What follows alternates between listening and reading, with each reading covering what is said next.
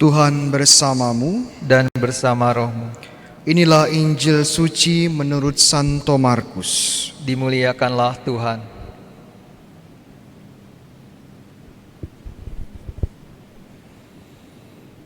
Sekali peristiwa Yesus memanggil ke-12 murid dan mengutus mereka berdua-dua. Ia memberi mereka kuasa atas roh-roh jahat dan berpesan kepada mereka supaya jangan membawa apa-apa dalam perjalanan kecuali tongkat. Roti pun tidak boleh dibawa, demikian pula bekal dan uang dalam ikat pinggang. Mereka boleh memakai alas kaki, tetapi tidak boleh memakai 2 baju. Kata Yesus selanjutnya kepada murid-murid itu, "Kalau di satu tempat kamu sudah diterima dalam suatu rumah, tinggallah di situ tempat kamu berangkat dari tempat itu. Kalau ada suatu tempat yang tidak mau menerima kamu, dan kalau mereka tidak mau mendengarkan kamu, keluarlah dari situ dan kebaskanlah debu dari kakimu sebagai peringatan bagi mereka." Lalu pergilah mereka memberitakan bahwa orang harus bertobat. Mereka mengusir banyak setan dan mengoles banyak orang sakit dengan minyak dan menyembuhkan mereka.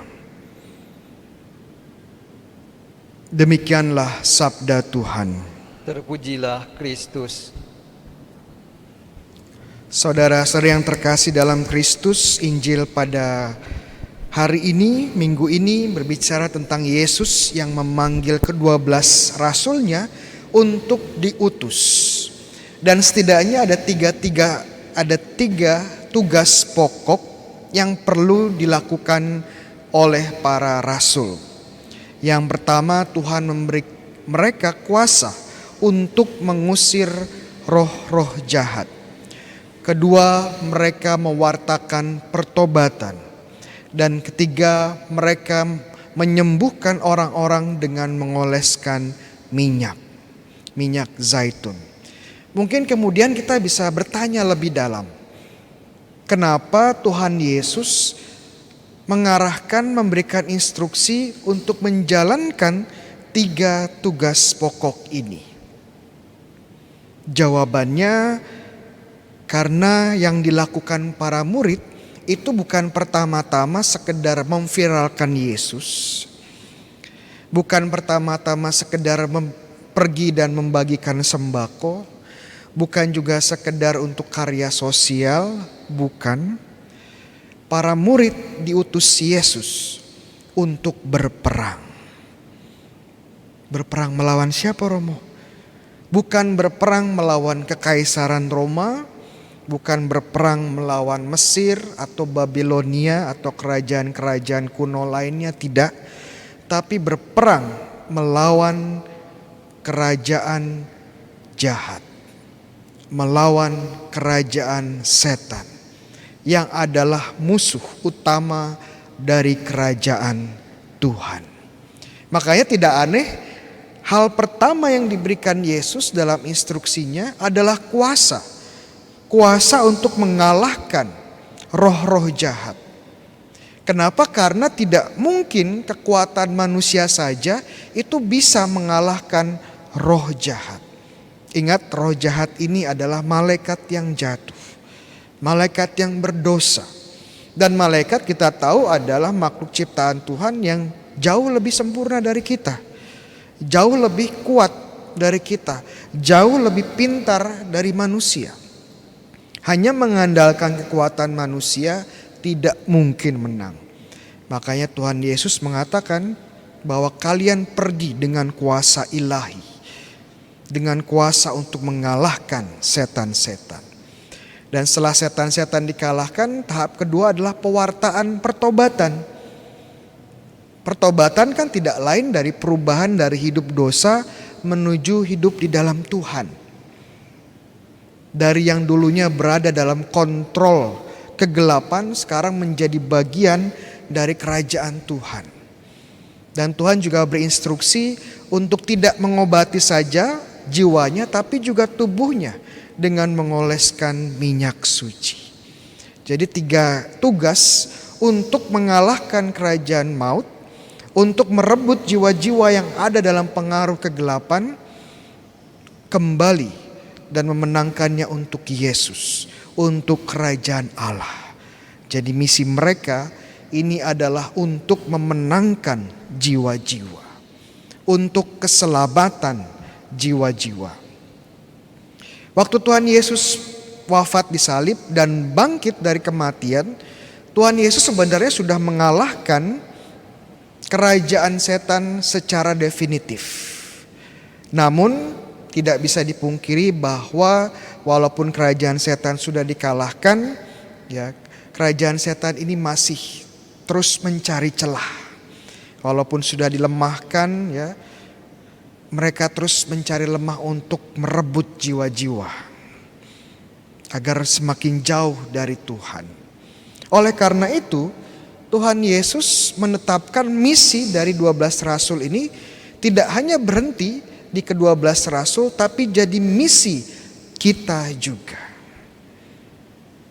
Misi melawan kerajaan kegelapan, memenangkan jiwa-jiwa adalah misi dari kita semua.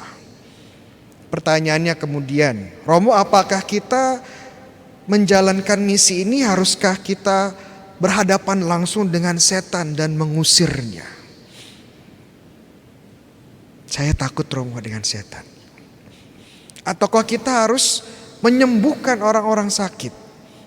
Ataukah kita harus berkhotbah di setiap penjuru jalan, bertobatlah? Jawabannya apa? Jawabannya ya dan tidak. Tergantung. Kenapa tergantung, Romo? Karena memang ada orang-orang di antara kita yang memang mendapatkan tugas untuk mengusir setan dengan kuasa Tuhan. Orang-orang ini disebut sebagai romo-romo eksorsis. Romo Bayu bukan romo eksorsis, ya. Jadi kalau ada hal-hal yang berbau mistis, jangan ke Romo Bayu. Ada juga umat orang awam yang diberikan ya anugerah dan kuasa menghalau setan. Ada komunitas-komunitas Katolik yang memang tugasnya ya menghalau kekuatan jahat. Apakah kita harus menyembuhkan orang, Romo? Jawabannya juga tergantung. Karena memang ada orang-orang yang ditugaskan menyembuhkan orang sakit dengan mengoleskan minyak. Ya, ini para romo dalam sakramen pengurapan orang sakit. Dan juga ada kaum awam, teman-teman awam yang memang punya karunia penyembuhan. Ada komunitas-komunitas yang memang tugasnya mendoakan untuk kesembuhan. Bagaimana dengan pewartaan, Romo? Apakah saya perlu mewartakan pertobatan di pinggir jalan? Tergantung. Karena memang ada yang ditugaskan untuk pewartaan. Ya para romo lagi. Tapi juga ada kaum awam yang punya talenta dalam pewartaan. Menjadi pengkhotbah di dalam komunitas mereka. Menjadi pengajar iman yang disebut sebagai katekis. Romo, saya tidak punya bakat mengajar. Romo, saya tidak punya kemampuan dan karunia untuk menyembuhkan. Romo, saya takut dengan setan. Bagaimana saya bisa ikut misi para rasul ini? Ada satu hal yang bisa kita lakukan semua. Apa itu? Adalah dengan tegas menolak setan dan menolak pekerjaan-pekerjaannya. Contoh konkretnya apa, Romo? Tolaklah pekerjaan setan di dalam bentuk takhayul, di dalam bentuk okultisme, segala yang berbau mistis. Tolaklah perdukunan, jangan pergi ke dukun, jangan pergi ke peramal, jangan mainan dengan memanggil roh. Aduh, ya. Kita Katolik, tapi ternyata masih simpen banyak jimat. Kita Katolik, ternyata masih ada juga yang suka mandi kembang 7 rupa tengah malam. Cari pesugihan, Romo, cari pesugihan.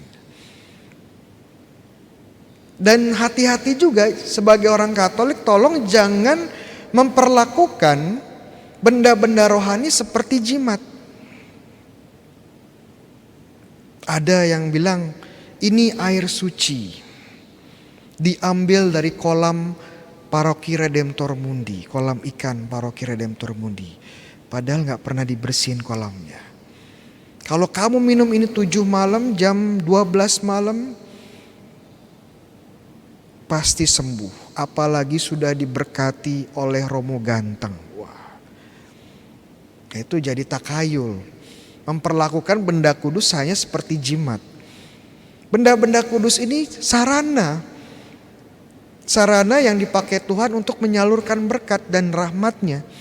Kalau kita sembuh, itu bukan karena air kudusnya, tapi karena Tuhan sendiri.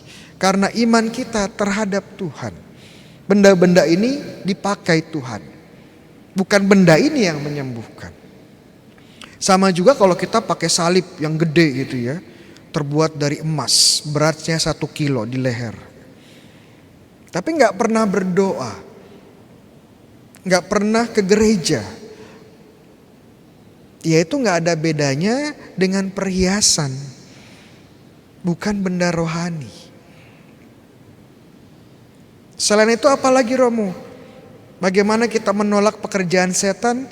Ya tolaklah kecurangan. Tolaklah bentuk-bentuk korupsi, pencurian segala macam, berbau dosa di dalam diri kita, di dalam keluarga, tempat kerja, komunitas dan masyarakat kita. Karena dosa adalah pekerjaan setan. Kalau kita hidup dalam dosa ya gak ada bedanya dengan anak-anaknya setan. Jadi sangat penting bagi kita menolak pekerjaan setan. Setidaknya kita tahu bahwa sudah 1 jiwa kita selamatkan. Siapa? Jiwa kita sendiri. Harapannya nanti berkembang jiwa-jiwa atau orang-orang di sekitar kita, di keluarga kita, kemudian komunitas kita bersama-sama menjadi bagian kerajaan Tuhan. Ini harapan kita semua. Kita semua dipanggil untuk memenangkan jiwa dan mengalahkan kerajaan kegelapan.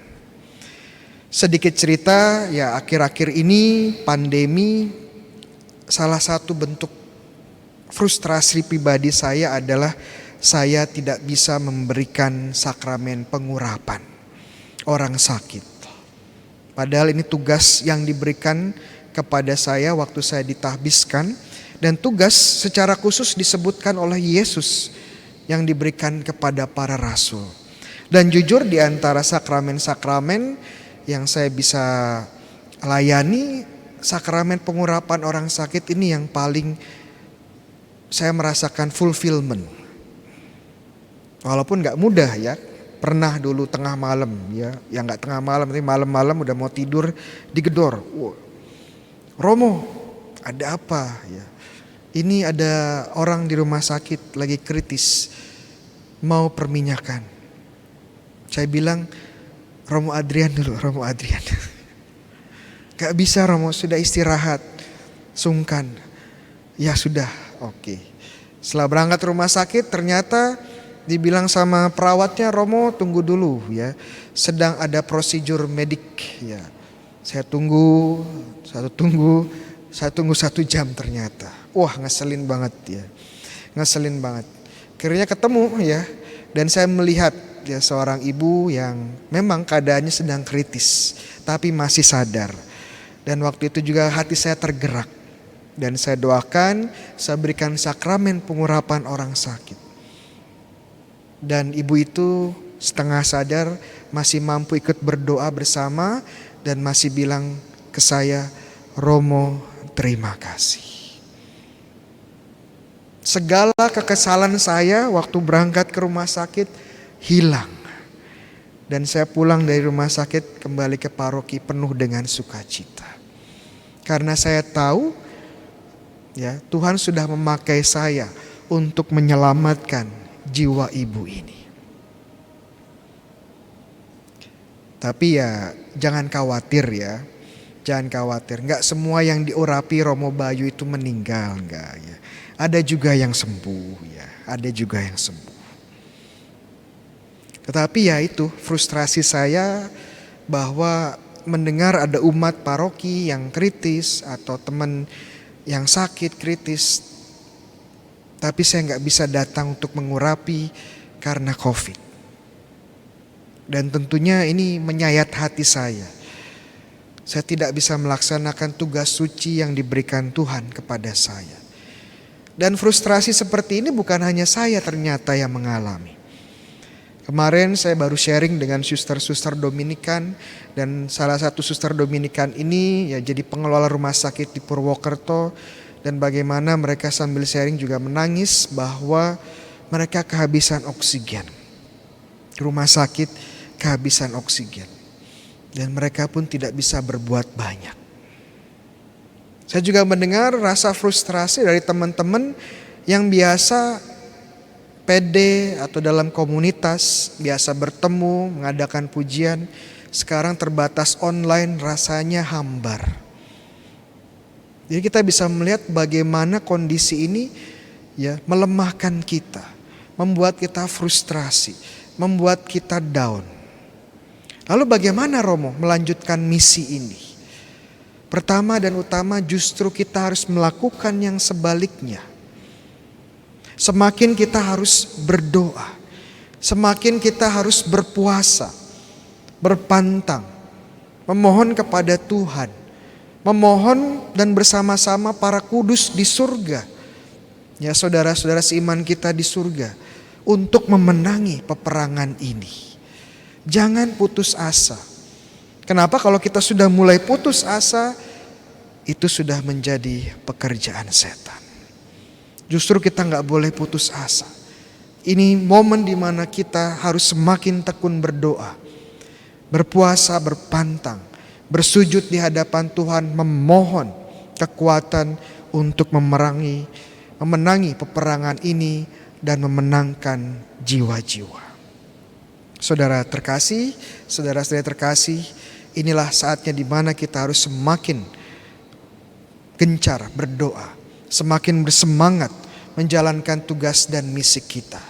Jangan putus asa, percayalah, milikilah iman yang kuat terhadap Tuhan kita Yesus Kristus. Amin.